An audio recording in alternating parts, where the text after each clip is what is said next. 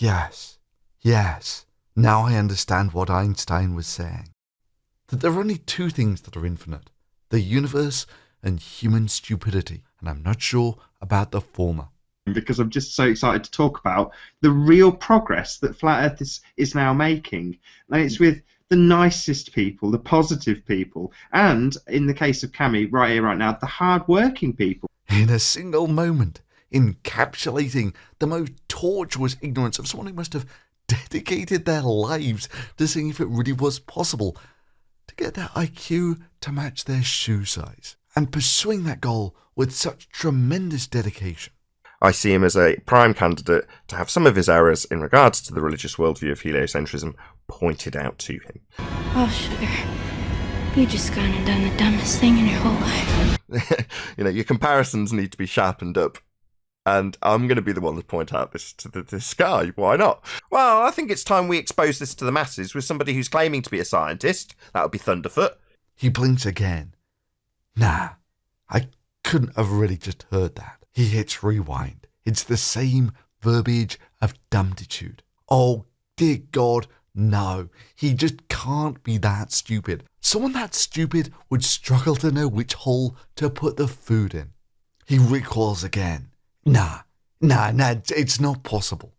He's got to be faking it for comic effect. But no, it's absolutely real. And not only is it real, people actually give him almost $400 a month to do this. And it is so bloody surreal to watch a bunch of flat earthers argue over if these really are bits of the firmament. That crystal sphere which the Abrahamic religions thought kept the water from the sky from flooding the earth. But like that's the desert glass from Libya that people talk about that the firmament might be made out of. Wow. But okay. but let's say you had a big flood, it got fused somewhere else, and glass floated and dropped down there in a deposit. I don't know. I'm saying that there are a lot of possibilities. And if there are really bits of it just lying around in the Libyan desert, yeah, this flat earther is going to call me out for my lack of knowledge of science, particularly astronomy. This dude who's saying, look at this guy, he called Unbox Therapy, I quote, the most vapid shill on YouTube. Yeah, because it's true. It's not a contentious statement. So clearly he's out there calling people shills, right? So he's aggressively attacking people for making up stories. Yeah, but only when I can demonstrate that they're talking crap. Whilst punting the rhetoric the priests of heliocentrism have given him about a sky vacuum, second law of thermodynamics violation, gas that's not filling it, whilst demonstrating to a guy with a vacuum dryer that that's not really how vacuums work.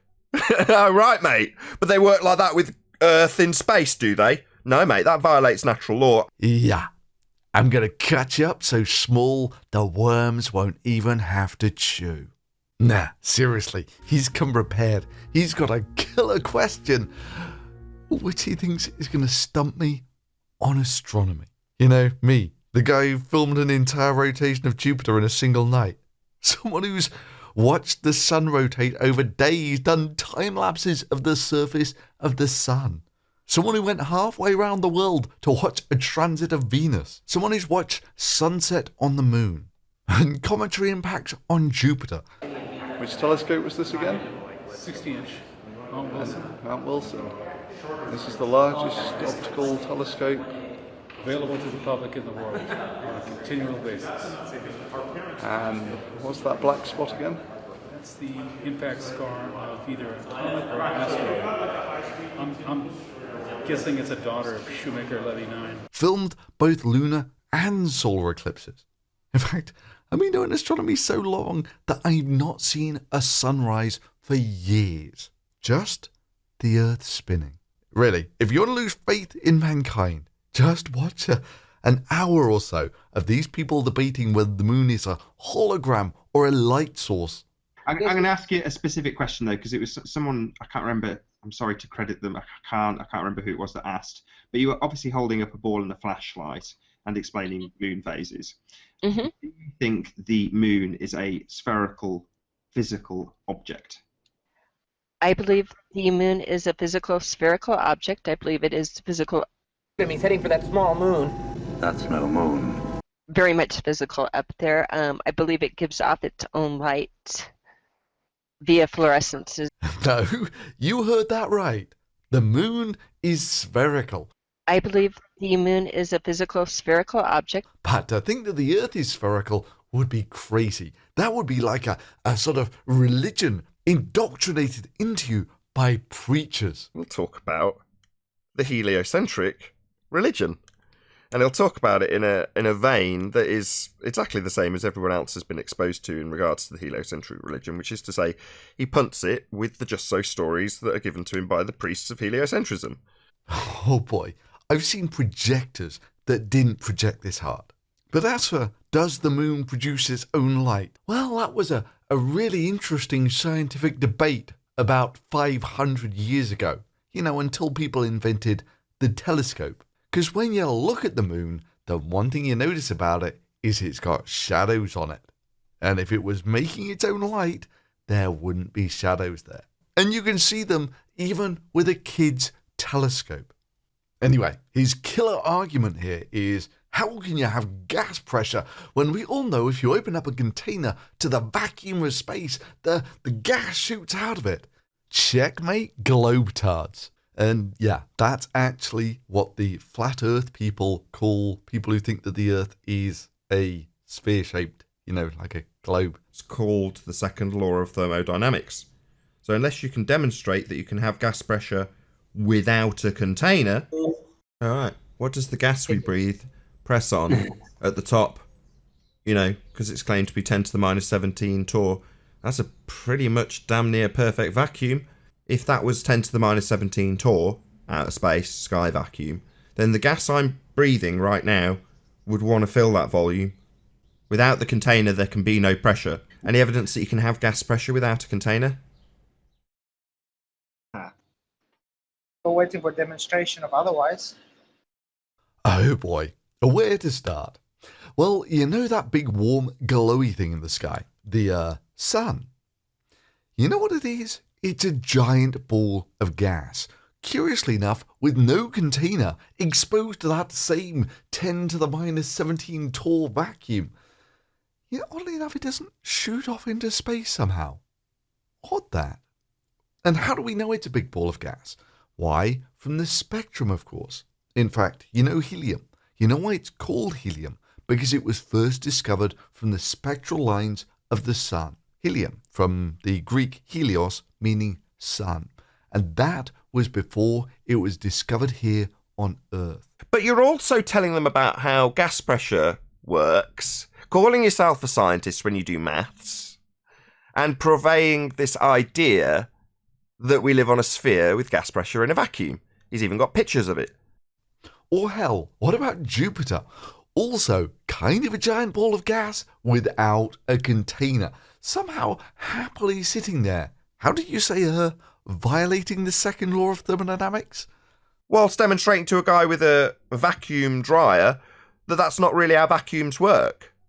Right, mate. But they work like that with Earth in space, do they? No, mate, that violates natural law. So, hopefully, if I'm carefully pointing out to him that no, your example actually includes a second law of thermodynamics violation, even though we're essentially doing the same thing, exposing it. I just do it better than he does because I don't claim science where there isn't any. He does. Now, without getting into the moans about, well, you get held up and praised, 900,000 subscribers, I get called a shill and ridiculed for being a flat earther. But that's excused by the masses because they're all programmed with this to believe the sky is a vacuum. Amazing. Every word of what you just said was wrong. It's called gravity, you muppet. And the great thing about gravity is I don't think even the flat earthers deny gravity. If I get an object with mass and another object with mass, they're attracted to each other. And it's something you can simply measure in the lab. Any scientific evidence of gravity? No.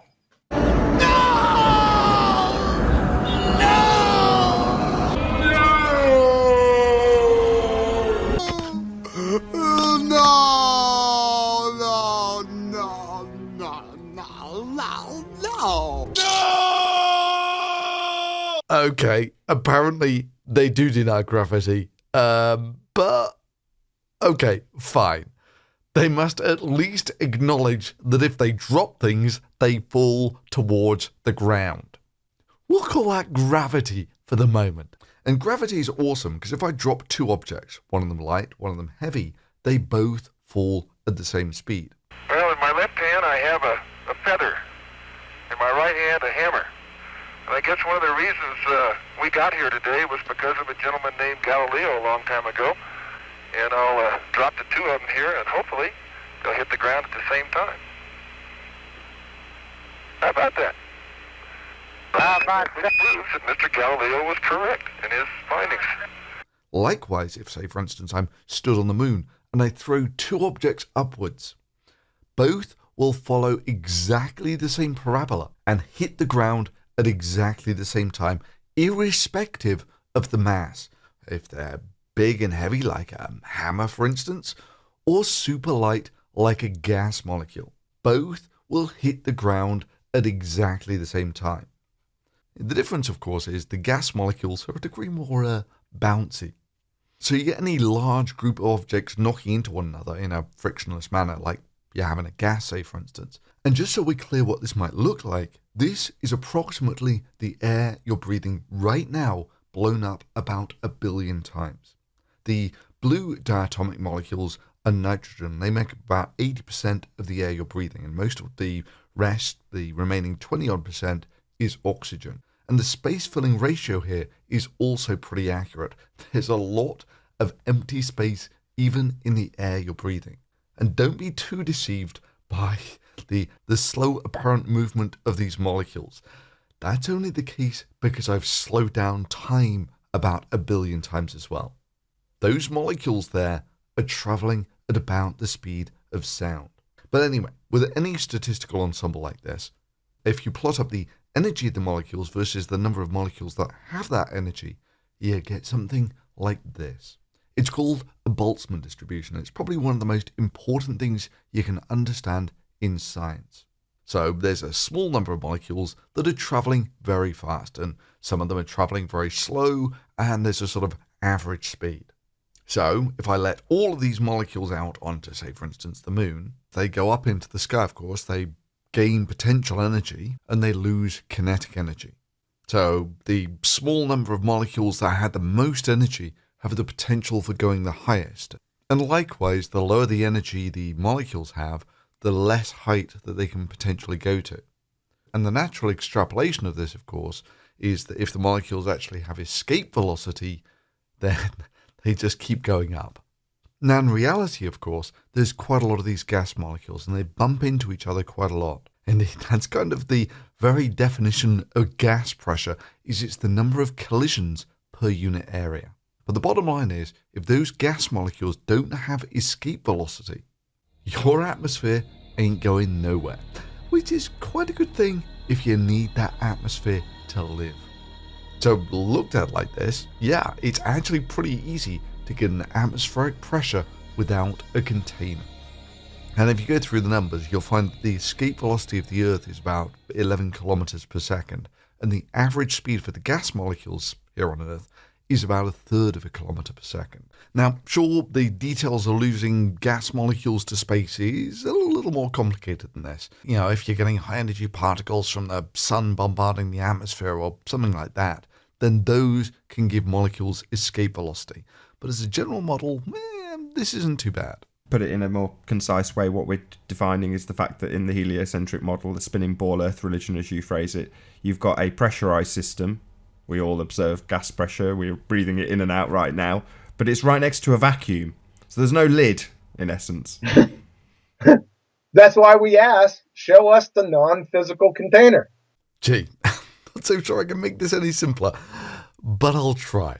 Imagine you've got some perfectly bouncy balls in a fish tank, and the fish tank has no lid on it, and none of those balls have enough energy to bounce out of the box. Now imagine those balls are actually gas molecules, and boom, you have a lidless container holding a finite pressure of gas. So yeah, knowing little more than if you drop an object, then it will fall, and that gas molecules are objects, you can understand why things like the sun, which are basically giant balls of gas, even though they don't have a container, they don't evaporate into space. And the same goes with Jupiter and Saturn, or hell, for that matter, any planet with an atmosphere.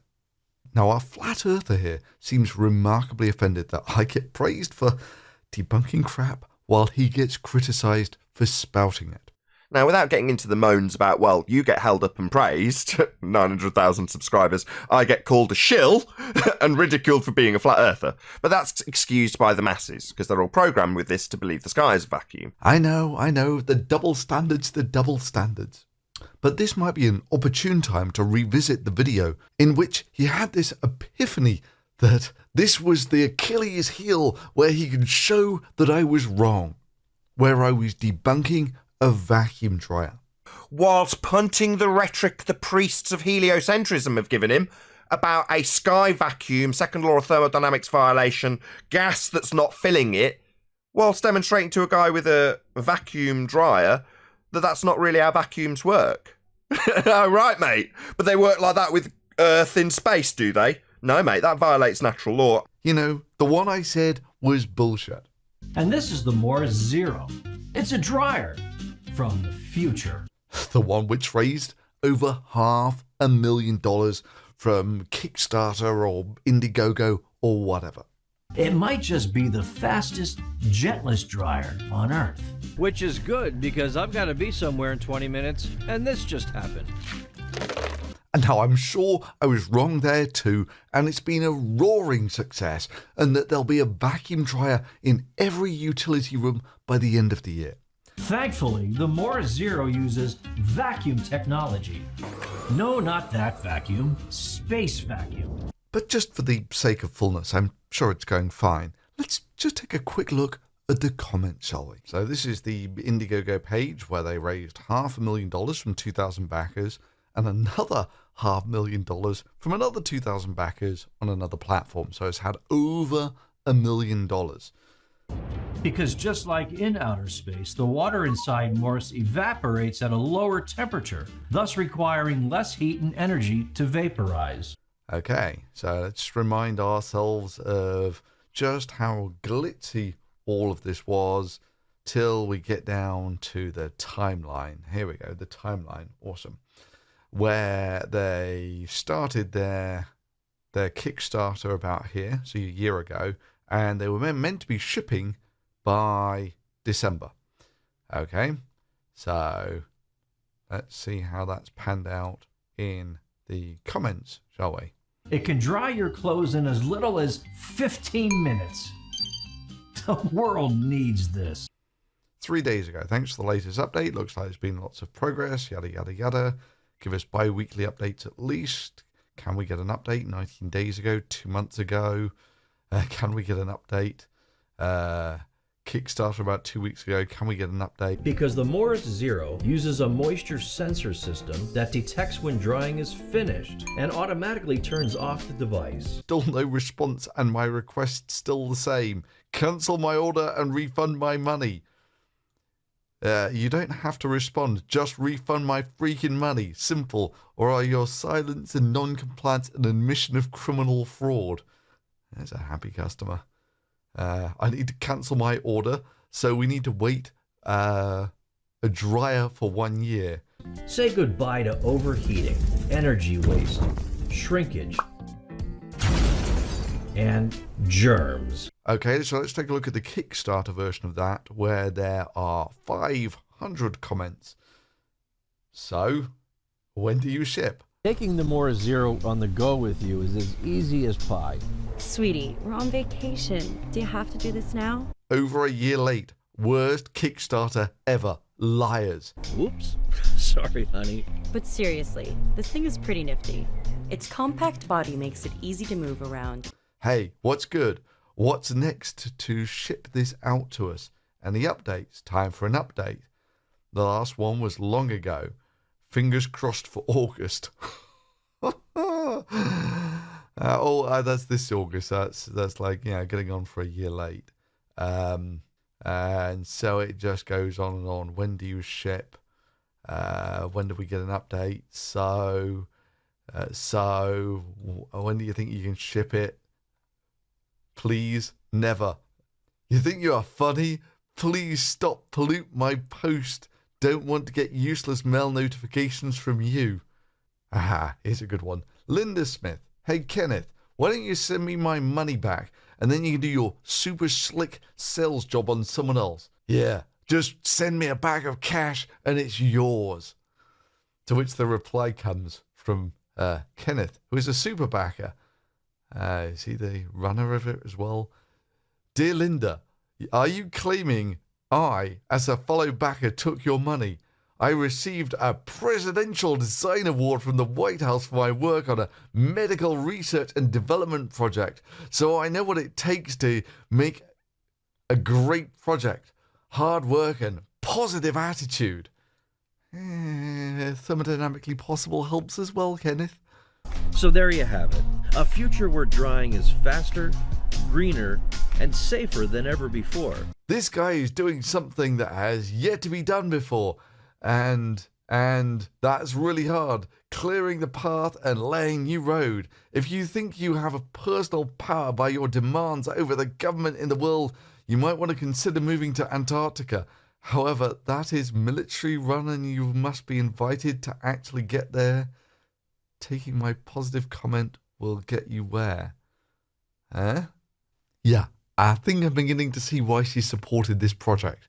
So back us today, and you'll be the first to receive your very own at an exclusive discounted price. I'm not so sure about that. I think I'd be more in the category of, yeah, that's $1 million no one's ever going to see again. So if you enjoyed that, give it a thumbs up and hit the notification bell to make sure you don't miss out on great new uploads like this one. And if you really enjoyed this video and want to support this channel directly, you can either do it through Patreon or my Amazon affiliate store. The link's below. And as ever, thanks for watching.